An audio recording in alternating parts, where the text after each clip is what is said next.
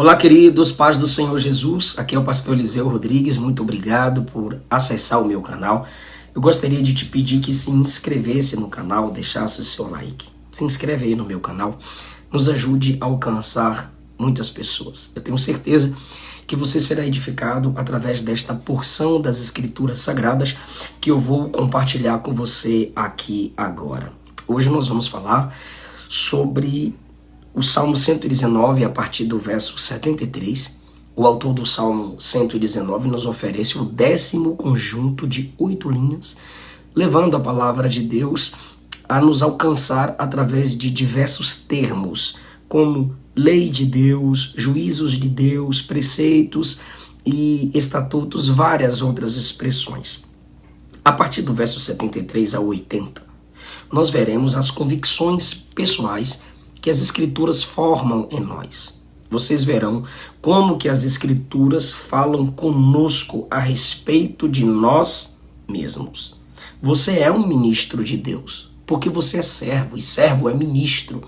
E todo ministro de Deus precisa se submeter à palavra de Deus, porque é na palavra de Deus que estão contidas o que Deus requer de cada servo dele. O verso 73 diz: as tuas mãos me fizeram e me formaram.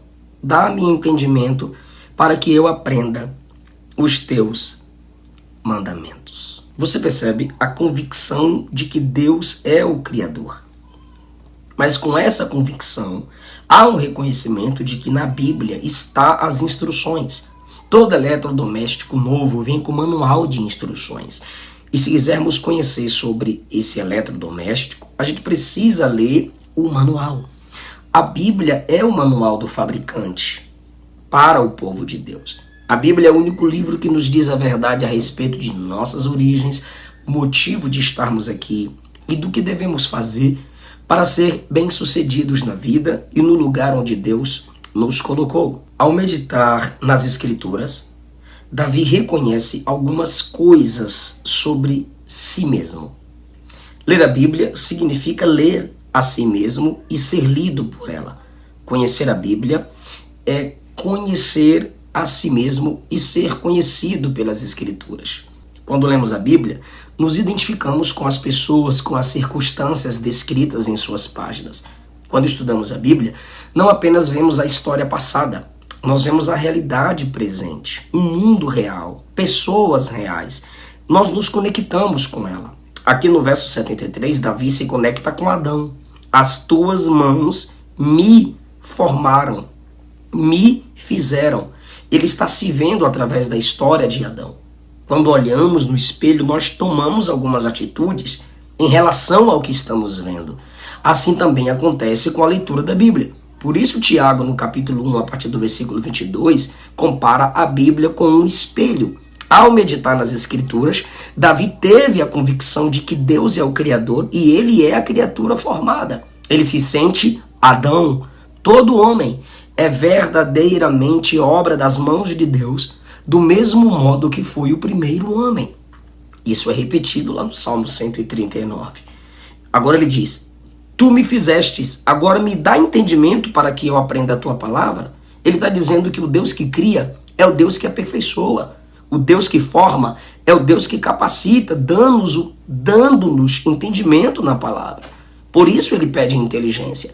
Ele pede que Deus seja o autor desse novo e aperfeiçoado ser. Deus nos fez capazes de entender sua palavra, mas o pecado nos tornou incapazes e inapropriados para o entendimento da palavra, desde o Gênesis 3. Então ele está pedindo entendimento pela graça para que ele entenda a palavra. E ele pede para viver o propósito. Me dá entendimento para aprender os teus propósitos. Quando o pecado entrou no mundo, ele atingiu a mentalidade do homem. E quando eu digo homem, estou falando da humanidade. Lembra do que Paulo disse em Romanos 3,11? Não há ninguém que entenda, não há ninguém que busque. O entendimento e a busca por Deus foram afetadas pelo pecado. Por isso o salmista está pedindo ao Criador que o aperfeiçoe, dizendo: dá-me entendimento para que eu aprenda os teus mandamentos. Por que ele está pedindo que Deus lhe dê entendimento para entender as Escrituras? Ele não quer depender de sua própria mentalidade. Depender da própria mentalidade para entender as Escrituras é apodrecer. Depender da graça de Deus e dos que Deus levantam para nos ajudar e os capacita com seu Espírito para entendermos a palavra, isso é amadurecer sem apodrecer. Agora veja o Salmos 119, verso 74. Aqueles que te temem se alegram quando me veem, porque na tua palavra eu espero. Os que te temem, Senhor, se alegram quando me encontraram. Tem uma tradução que coloca no passado, se alegraram quando me viram, porque tenho esperado na tua palavra, verso 74. Depois de se ver como criatura, ele se vê como uma bênção para os outros. A primeira lição é que as pessoas ficam felizes ao se aproximarem de quem está próximo da palavra. Seus amigos e seus conhecidos, quando estão carregando fardos pesados, procuram sua ajuda porque sabem da sabedoria de Deus em você, ou evitam te procurar porque sabem que pela sua falta de sabedoria, o cargo que eles carregam se torna mais difícil ao escutarem você? A mesma Bíblia que me ordena a carregar meus próprios fardos, também nos ordena a ajudarmos nossos irmãos a carregarem os fardos deles. Gálatas capítulo 6. Ele está dizendo que quem ama a Deus se conecta com quem ama a palavra de Deus. Está aí no verso 74. Quem te teme se alegra quando me vê. O consolo de alguns filhos de Deus é justamente se alegrar com a alegria dos outros filhos de Deus. Paulo sempre testemunhou que muitos louvariam a Deus pela graça que o alcançou. Segundo aos Coríntios capítulo 1, versículo 11, Paulo disse que enquanto os coríntios ajudavam ele em oração, Deus respondia às orações feitas em favor deles e dos outros apóstolos, e a Bíblia diz que através da resposta que Deus dava, muitos irmãos agradeceriam, seriam abençoados e se alegrariam diante de Deus pelas orações que os coríntios faziam. Ou seja, Paulo era agraciado pelas intercessões, e quando a igreja fazia intercessão por Paulo, Deus o fortalecia, Deus o capacitava, ele ajudava outras igrejas, e essas igrejas edificadas por Paulo se alegravam diante de Deus. Ou seja, essa última igreja está se alegrando pela vitória de Paulo, mas quem orou para que Paulo tivesse a vitória foi a igreja de Corinto. Então Paulo está deixando claro que quem teme a Deus se alegrará com aqueles que honram a palavra de Deus. No verso 75 ao 76 ele diz: bem sei eu que os teus juízos são justos, com fidelidade o Senhor me afligiu.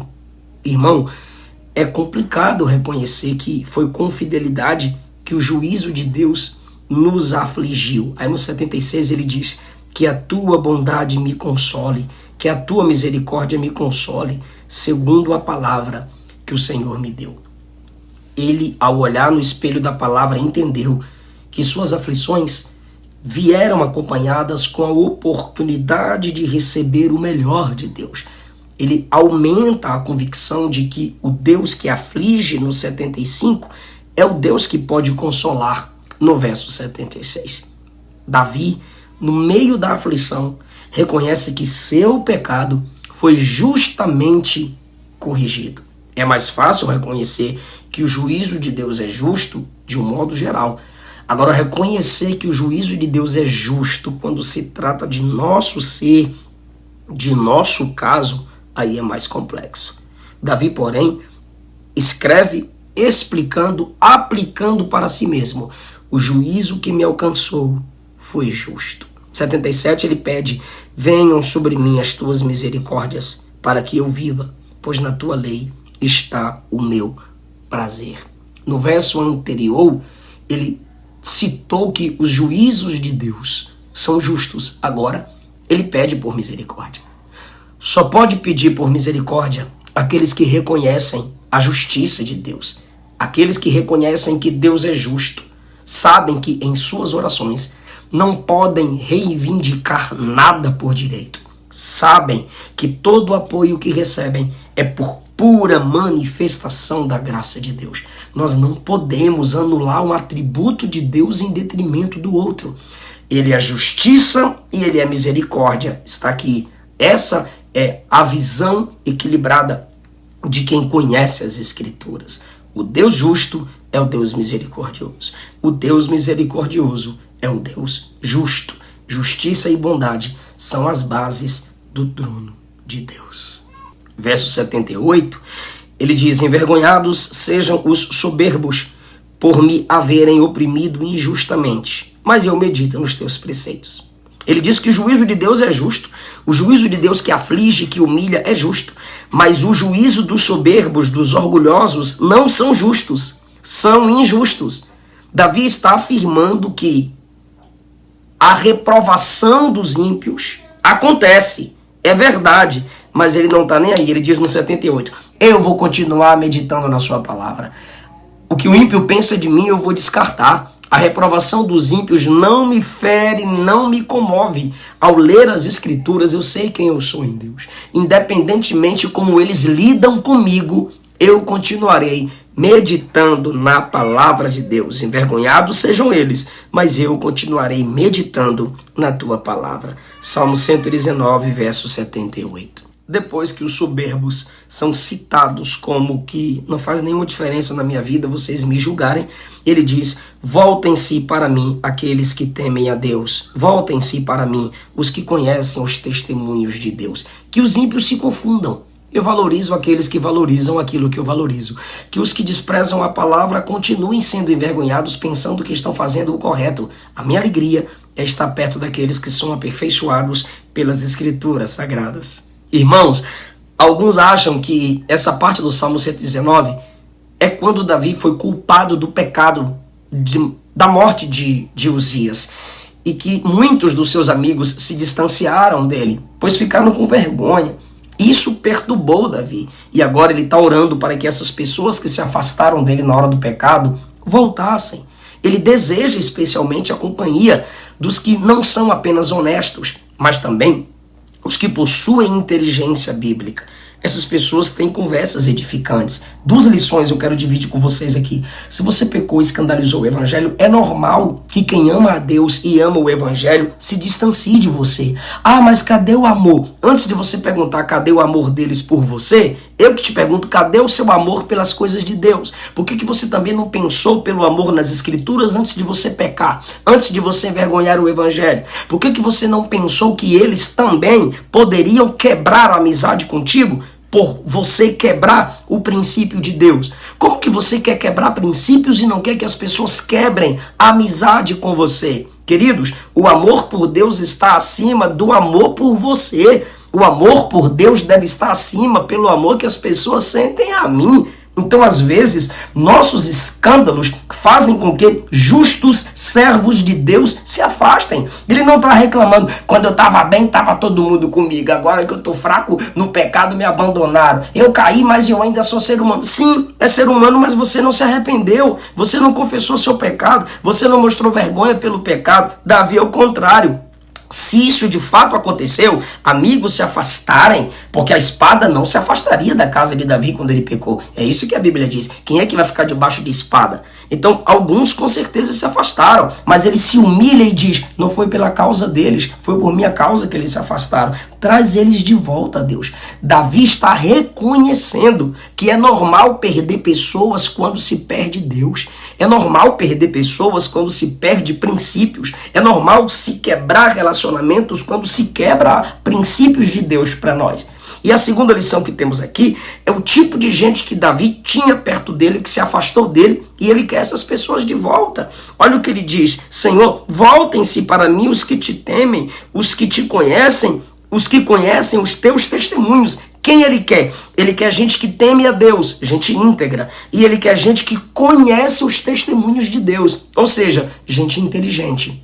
Gente de caráter e gente que valoriza o conhecimento da palavra. Gente de caráter e gente de intelectualidade bíblica.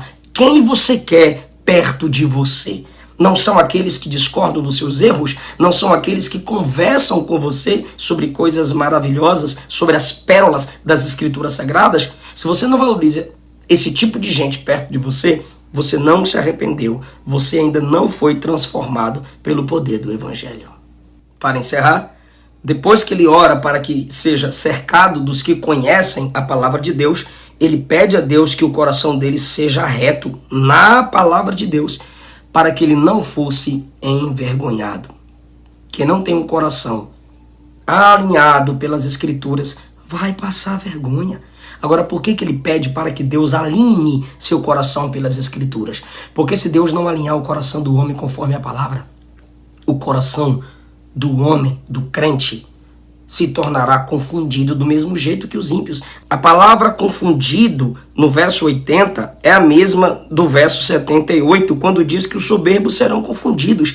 Ele está dizendo que se Deus não alinhar o coração dele pela palavra, o resultado, mesmo ele sendo crente, vai ser o mesmo dos ímpios, no verso 78. Se Deus não tiver misericórdia de nós, o nosso resultado será a mesma derrota, o mesmo lugar, inferno, para onde irão os ímpios. Só Deus para atrair o nosso coração até a sua presença, para que ele não fosse envergonhado, para que ele não fosse considerado hipócrita. Ele ora para que Deus aperfeiçoe o coração dele. Senhor, que o meu coração seja operado pelos teus estatutos e seja reto como os teus estatutos. Ele teme as consequências da hipocrisia. Se tudo que faço não é pela palavra no meu coração, eu estou fazendo por máscaras. E um dia toda máscara cai. Que Deus tenha misericórdia de nós. Que Deus continue aumentando as nossas convicções a partir das Escrituras Sagradas. Deus te abençoe. Até o nosso próximo vídeo. Deixe o seu like. Se inscreva no canal.